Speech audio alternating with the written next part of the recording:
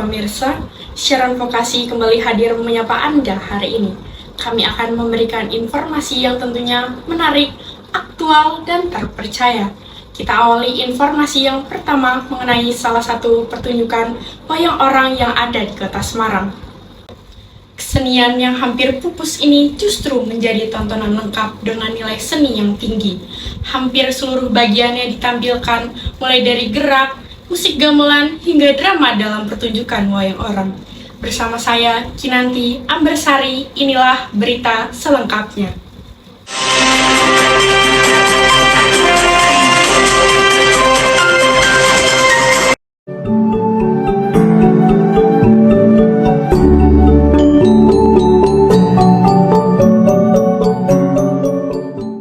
Semuanya, selamat malam. Masih bersama saya di sini Nashwa Sinta Nur Abiyah dari Universitas Diponegoro Semarang, jurusan Informasi dan Hubungan Masyarakat.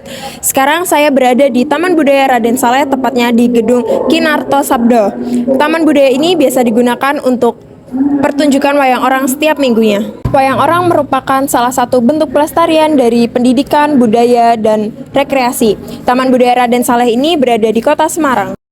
Tidak usah berlama-lama, untuk kalian yang penasaran dengan pertunjukan wayang orang ini, ikutin aku terus ya.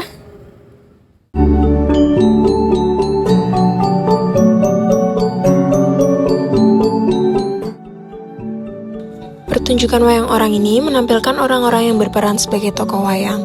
Semuanya diperagakan dengan mirip, mulai dari kostum, gerakan, suara, hingga penampilan sendera tari yang diiringi musik karawitan. Meskipun merupakan pementasan kolosal, namun pertunjukan wayang orang ini mampu menarik minat generasi milenial untuk datang karena pertunjukan yang ditampilkan terlihat meriah dan modern. Ya, dari sejarah Sri Pandowo itu berdiri sejak tanggal 1 Juni tahun 1937. Jadi sudah kurang lebih 86 tahun Sri Pandowo mengabdi di negeri ini. Jadi waktu berdirinya itu di Maospati, Madiun, Jawa Timur. Jadi pada waktu itu ada pasar malam yang namanya itu pasar malam Oranye. Kenapa kok dinamakan pasar malam Oranye? Karena sebagian besar panitianya itu orang Belanda. Orang Belanda semua. Kemudian waktu itu pentas perdana di sana. Adapun pimpinannya waktu itu adalah Ki Sastro Sabdo. Jadi Ki Sastro Sabdo itu di samping sebagai pemimpin, juga pendiri dan sekaligus pemain. Jadi 3P ya, pemimpin, pendiri, dan pemain. Dan di medsos dan banyak diketahui masyarakat luas, dan kebanyakan sekarang itu penontonnya kan anak muda. Yang tua-tua itu nggak tahu ya, paling nggak 1-2. Setelah dimuat di medsos itu anak-anak muda semua. Kita siapkan LCD. LCD itu isinya ya sinopsis, kemudian peran-peran, kemudian peradegan negara Ngasino misalnya. Tradisional di ini itu seterusnya, dan kita terjemahkan dalam bahasa Indonesia dan bahasa Inggris. Kenapa kok dengan Inggris? Karena ada 1-2, kadang-kadang ada turis yang lihat. Jadi untuk memudahkan mereka bisa mengikuti tontonan itu yang tidak bisa bahasa Jawa ya bisa bahasa Indonesianya, kemudian yang orang luar ya bahasa Inggrisnya, jadi kena semua. Apalagi ini kan kita juga kerjasama dengan Dinas Pendidikan. Jadi anak-anak sekolah itu kita kerahkan agar supaya anak sekolah itu kepada nonton wayang.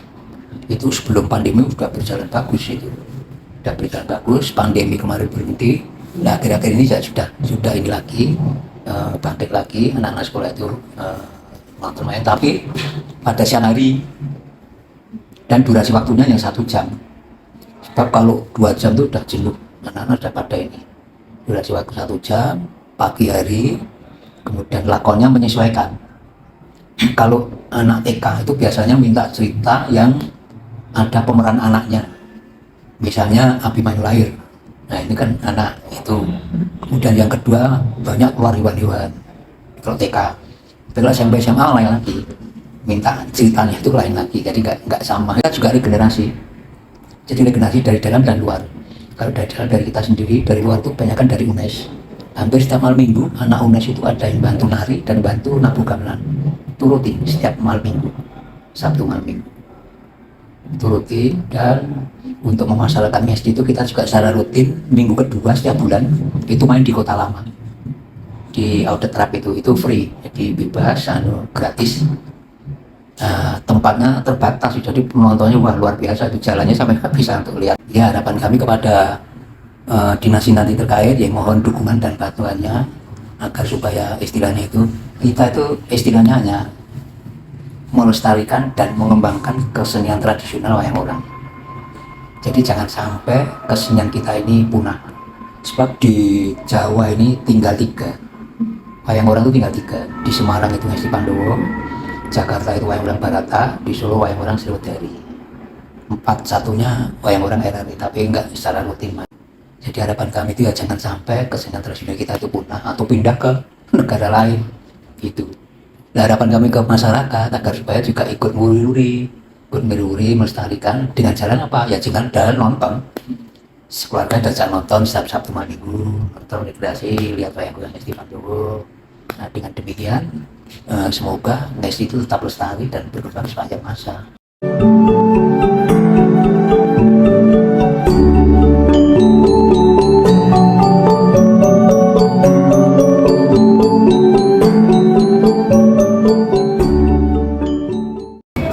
Tentunya saya merasa excited ya, maksudnya ini pertama kali saya menonton wayang orang begitu.